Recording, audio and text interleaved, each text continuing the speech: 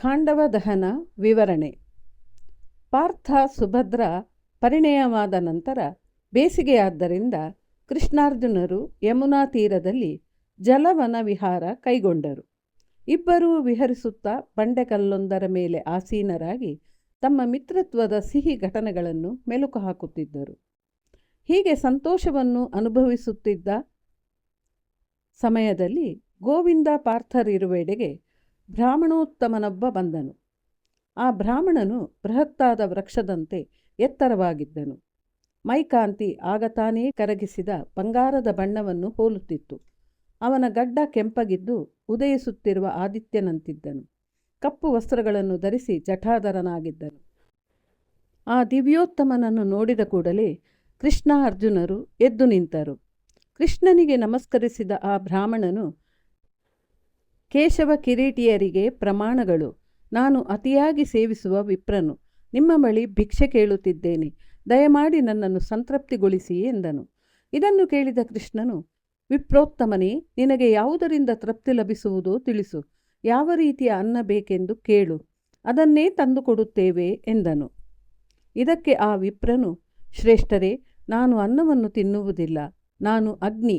ನನಗೆ ಅನುರೂಪವಾದ ಆಹಾರವೇ ಬೇಕು. ನನಗೆ ಆಹಾರವಾಗಿ ಈ ಖಾಂಡವವನ ಮತ್ತು ಅದರಲ್ಲಿರುವ ಎಲ್ಲ ದುಷ್ಟಜೀವಿಗಳೇ ಬೇಕು. ಇಂದ್ರನು ಸದಾ ಈ ಖಾಂಡವವನವನ್ನು ರಕ್ಷಿಸಿಕೊಂಡು ಬಂದಿದ್ದಾನೆ. ಇದಕ್ಕೆ ಅವನ ಮಿತ್ರನಾದ ತಕ್ಷಕನು ಪರಿವಾರ ಸಮೇತ ಇಲ್ಲಿ ವಾಸಿಸುತ್ತಿರುವುದೇ ಕಾರಣ. ಆದರೆ ಈಗ ತಕ್ಷಕ ಖಾಂಡವವನದಲ್ಲಿಲ್ಲ. ಯಾವುದೋ ಕಾರ್ಯನಿಮಿತ್ತ ಕುರುಕ್ಷೇತ್ರಕ್ಕೆ ಹೋಗಿದ್ದಾನೆ. ಹೀಗಾಗಿ ವನದಹನಕ್ಕೆ ಇದೇ ಸುಸಮಯ. ನನ್ನ ಕಾರ್ಯಕ್ಕೆ ನೀವು ಸಹಾಯ ಮಾಡಬೇಕು ಎಂದು ಕೇಳಿದನು. ಅಗ್ನಿಯ ಈ ಬಿನ್ನಹವನ್ನು ಕೇಳಿದ ಅರ್ಜುನ, ಎಲೈ ಪಾವಕ ಮಹನೀಯ, ನನ್ನ ಬಳಿ ಇಂದ್ರನೊಡನೆ ಯುದ್ಧ ಮಾಡಲು ಅನೇಕ ದಿವ್ಯಾಸ್ತ್ರಗಳಿವೆ. ಆದರೆ ನನ್ನ ವೇಗ ಬಾಹುಬಲಕ್ಕೆ ಸಮನಾದ ಧನಸ್ಸಿಲ್ಲ ಮತ್ತು ವೇಗದಲ್ಲಿ ಬಾಣ ಹೂಡಲು ಒಂದು ಅಕ್ಷಯ ಬತ್ತಳಿಕೆ ಇಲ್ಲ. ಅಲ್ಲದೆ ನನ್ನನ್ನೂ ಈ ಎಲ್ಲ ಅಸ್ತ್ರಗಳನ್ನೂ ಹೊರುವ ಸಾಮರ್ಥ್ಯವಿರುವ ದಿವ್ಯವಾದ ರಥವಿಲ್ಲ. ಸೂರ್ಯ ಪ್ರಭೆಯುಳ್ಳ ದಿವ್ಯರಥ, ಅದಕ್ಕೆ ವಾಯುವೇಗದ ಬಿಳಿಯ ದಿವ್ಯಾಶ್ವಗಳು ಬೇಕು. ಅದೇ ರೀತಿ ಖಾಂಡವವನದಲ್ಲಿರುವ ಪಿಶಾಚಿಗಳು ಮತ್ತು ಕ್ರೂರ ಜಂತುಗಳನ್ನು ನಿಗ್ರಹಿಸಲು ಗೋಪಾಲನ ಬಳಿಯೂ ಅವನಿಗೆ ಸರಿಸಾಟಿಯಾದ ಆಯುಧಗಳಿಲ್ಲ. ಇವೆಲ್ಲವೂ ನಮಗೆ ದೊರಕಿದರೆ ಇಂದ್ರನನ್ನು ತಡೆಯುವುದರಲ್ಲಿ ಯಾವ ಸಂದೇಹವೂ ಬೇಡ. ಪರಾಕ್ರಮವನ್ನು ನಾವು ತೋರುತ್ತೇವೆ. ಅದಕ್ಕೆ ಪೂರಕವಾದ ಸಲಕರಣೆಗಳನ್ನು ನೀನು ನೀಡು ಎಂದನು. ಇದನ್ನು ಆಲಿಸಿದ ಅಗ್ನಿಯು ವರುಣದೇವನನ್ನು ಪ್ರಾರ್ಥಿಸಿ ಬರಮಾಡಿಕೊಂಡು, ಜಲೇಶ್ವರನೇ, ಸೋಮನು ನಿನಗಿತ್ತಿದ್ದ ಗಾಂಡೀವವೆಂಬ ಧನಸ್ಸು, 2 ಅಕ್ಷಯ ಬತ್ತಳಿಕೆ, ಶ್ವೇತಾಶ್ವಗಳಿಂದ ಕಂಗೊಳಿಸುವ ಕಪಿಲಕ್ಷಣದ ರಥ, ವಾಸುದೇವನಿಗೆ ಸುದರ್ಶನ ಚಕ್ರ ಮತ್ತು ಕೌಮುದಕಿ ಗದೆಯನ್ನು ಶೀಘ್ರವೇ ದಯಪಾಲಿಸು ಎಂದನು. ವರುಣದೇವನು ತನ್ನ ಮಂತ್ರ ಪ್ರಭಾವದಿಂದ ಕೇಳಿದ ಎಲ್ಲವನ್ನೂ ದಯಪಾಲಿಸಿ ಅಂತರ್ಧಾನನಾದನು.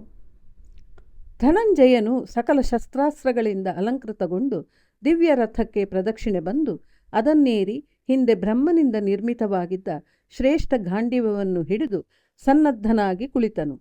ಕೃಷ್ಣನು ತನಗೆ ದೊರೆತ ವಿಶೇಷ ಆಯುಧಗಳನ್ನು ಧರಿಸಿ ಪಾರ್ಥಸಾರಥಿಯಾದನು. ಅಗ್ನಿದೇವ ತನ್ನ ಕೆನ್ನಾಲಿಗೆಯನ್ನು ಎಲ್ಲೆಲ್ಲೂ ಚಾಚಿ ಖಾಂಡವ ವನವನ್ನು ದಹಿಸಿ ತನ್ನ ಹಸಿವನ್ನು ನೀಗಿಸಿಕೊಳ್ಳಲಾರಂಭಿಸಿದನು. ನೋಡುತ್ತಿರುವಂತೆ ಒಂದೂ ಮರ, ಪಕ್ಷಿ, ಪ್ರಾಣಿಗಳನ್ನು ಬಿಡದಂತೆ ಕ್ಷಣಾರ್ಧದಲ್ಲಿ ಸಕಲವನ್ನು ಸ್ವಾಹ ಮಾಡುತ್ತಾ ಅರ್ಧ ಅರಣ್ಯವನ್ನು ಅಗ್ನಿದೇವ ದಹಿಸಿದ್ದನು. ಇದು ಮುಂದುವರಿಯುವುದು.